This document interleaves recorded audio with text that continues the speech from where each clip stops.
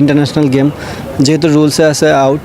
So আমি তো কোনো অ্যাঙ্গেল দিয়ে দেখি না এখানে স্পোর্টসম্যানশিপ নষ্ট হওয়ার বা কোনো কিছু, বাট যে যার ব্যক্তিগত ডিসিশন দিতেই পারে। অ্যাজ এ প্লেয়ার হিসেবে আমাদের কাছে মনে হয়েছে এটা আউট তো আউট। আমার সঙ্গে লিটন রয়েছেন। আজকের এই ম্যাচে বাংলাদেশের হাসিটা চওড়া হতে পারতো, but unfortunate early wickets Bangladesh হারিয়েছে। পরবর্তীতে যে ড্যামেজ রিপেয়ারিংয়ের যে জায়গাগুলো ছিল সেখানে সবচাইতে বেশি রেজিলিয়েন্স যিনি দেখিয়েছেন তিনি লিটন দাস আমার পাশে রয়েছেন। লিটন, প্রথম ম্যাচটা বাংলাদেশ খুব কনভিনসিংলি জিতেছে, ডমিনেট করে জিতেছে। সেকেন্ড ম্যাচে উল্টো চিত্রটা বাংলাদেশ দেখলো। সো আপনার কাছে কি মনে হয় যে what was the main reason? না, উল্টো চিত্র বলতে আমি ওইভাবে দেখি না। আমার মনে হয় খুবই ভালো উইকেট ছিল ব্যাটিংয়ের জন্য। সে জায়গায় তাদেরকে আমরা 274 অল আউট করেছি, মানে রাখতে পেরেছি, এটা খুব ভালো সাইড ছিল। হ্যাঁ, যদি আর্লি উইকেট না যেত তাহলে সিনারিও অন্যরকম হতো, বাট ক্রিকেটে অনেক কিছুই আপনার হাতে থাকবে না। আমরা কেউ জানতাম না যে বৃষ্টি আসবে, এইভাবে আমাদেরকে রান রেটে অনেক উপরে নিয়ে যাবে। শিয়া বাটার ও ভিটামিনে সমৃদ্ধ লিলি বিউটি সোপ, তারুণ্যময় উজ্জ্বল ত্বকের জন্য। 50 ওভারের গেম হলে ডিফারেন্ট স্টোরি হতে পারতো। বিভিন্নভাবে আলোচনায় আছে মিরপুরের উইকেট, অ্যাপ্রিসিয়েটও করা হয়েছে। আফ্রিকান কন্ডিশনকে মাথায় রেখে কিছুটা গ্রাসি, পেসারদের জন্য পেস বান্ধব এবং আপনাদের প্রিপারেশনের জন্য নিশ্চয়ই হেল্পফুল হচ্ছে। একটু উইকেটটা নিয়ে আপনার কাছ থেকে জানতে চাইব। দুটো ম্যাচ খেললেন, দুটো উইকেটে।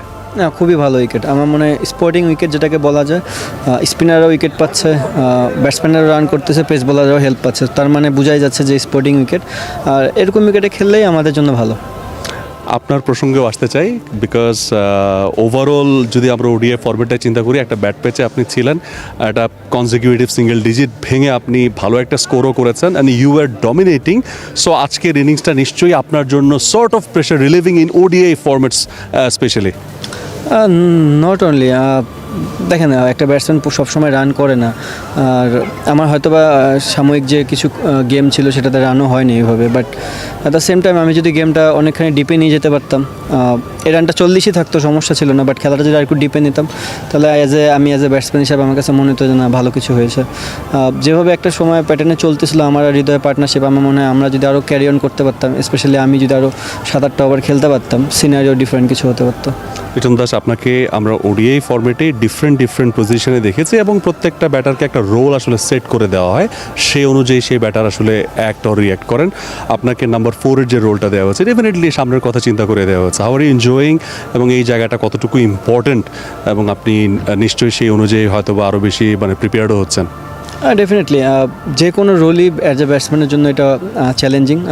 যে সময় নামবেন 0 থেকে স্টার্ট করতে হয়। হ্যাঁ, একটা জিনিস হচ্ছে যে ওপেনিংয়ে আপনি একটা প্যাটার্ন জানেন যে দুই দিক দিয়ে নতুন বল করতে পারে বা একটা স্পিনার আসতে পারে, বাট যারা মিডল অর্ডারে ব্যাটিং করে তাদের জন্য আরেকটু ডিফিকাল্ট এই কারণে যে আপনি জানেন না গেমের সিনারিও কী থাকবে। কখনো 8 রানে 2 উইকেট পড়তে পারে, আবার কখনো 30 ওভার পরেও ব্যাটিংয়ে যেতে পারে। সো কোপ আপ করার চেষ্টা করতেছি এবং চেষ্টা করতেছি প্র্যাকটিসটা দুইভাবেই করার জন্য, যেন যে কোনো সিনারিওতে যায় ওখানে কোপ আপ করতে পারি। অ্যাবসলিউটলি, আপনার জন্য তো শুভকামনা থাকবে, বাট ঘটন অঘটন সব কিছু মিলেই ক্রিকেটের মাঠ এবং ক্রিকেট মাঠের উত্তেজনাটা সব অ্যাঙ্গেল থেকে দর্শকদেরকে ছুঁয়ে যায়। আলোচনা দর্শকদের মধ্যেও হয়, যারা ক্রিকেট অ্যানালিস্ট আছেন, হোস্ট অথবা অপোনেন্ট, প্রত্যেকটা অ্যাঙ্গেল থেকেই হয়। আজকেও মাঠের একটি বিষয় নিয়ে 2 অ্যাঙ্গেলেই কথা হচ্ছে। পাকিস্তানের যে অ্যানালিস্ট রয়েছেন, কমেন্টেটর রয়েছেন, তারাও বলেছেন স্পোর্টসম্যানশিপ স্পিরিটের কথা তারা এখানে বলছেন, এবং বলছেন যে এখানে মিরাজ বা বাংলাদেশ স্পোর্টসম্যানশিপ স্পিরিটটা দেখায়নি। আপনার ওপিনিয়নটা আসলে কি? ট্যাকটিক্যালি তো বাংলাদেশ এখানে রাইট ছিল। ফার্স্ট অফ অল, এখানে তো কেউ চ্যারিটি লিগ খেলতে আসেনি, ইন্টারন্যাশনাল গেম, যেহেতু রুলসে আছে আউট। সো আমি তো কোনো অ্যাঙ্গেল দিয়ে দেখি না এখানে স্পোর্টসম্যানশিপ নষ্ট হওয়ার বা কোনো কিছু, বাট যে যার ব্যক্তিগত ডিসিশন দিতেই পারে। অ্যাজ এ প্লেয়ার হিসেবে আমাদের কাছে মনে হয়েছে এটা আউট তো out. Thank you so very much Liton আমাদের সঙ্গে কথা বলার জন্য, এবং সামনের ওডিআই যে যাত্রা আছে আপনার, সেটির জন্য অনেক শুভকামনা। লিটন দাসের সঙ্গে কথা হচ্ছিল। একটা ব্যাট প্যাচ ছিল, সেই ব্যাট প্যাচটা কাটিয়ে খুব দারুণভাবে ফর্মে তিনি ফিরেছেন। আজকে খুব হাস্যোজ্জ্বল ব্যাটিং তিনি করছিলেন, but there was a pressure situation. অবশ্যই বাংলাদেশের জন্য বৃষ্টি পরবর্তী সময়টা, সেই জায়গাতে গিয়ে লিটন দাস তার ইনিংসটাকে বড় করতে পারেননি, but he was very much confident.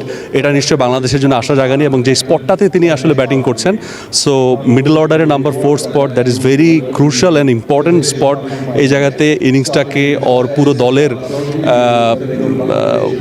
যে লক্ষ্যমাত্রা থাকুক বা জায়গাটা থাকুক সেটাকে সিমেন্টেড করার একটা ইস্যু থাকে। সো লিটন এই জায়গাটাতে পারফর্ম করবেন, সামনে আরও বেশি ভালো করবেন সেই প্রত্যাশাটা আমরা অবশ্যই করছি। এবং ফাইনালি আজকে যে বিষয়টা সবচেয়ে আলোচিত সেই জায়গাটা নিয়ে লিটন যে কমেন্টটা করলেন সেটা নিশ্চয়ই আপনার কাছেও আসলে পরিষ্কার, কারণ দিন শেষে স্পোর্টসম্যানশিপ স্পিরিট বলে আসলে ক্রিকেট লতে কোনো ল নেই। তো ল এর ভিতর থেকেই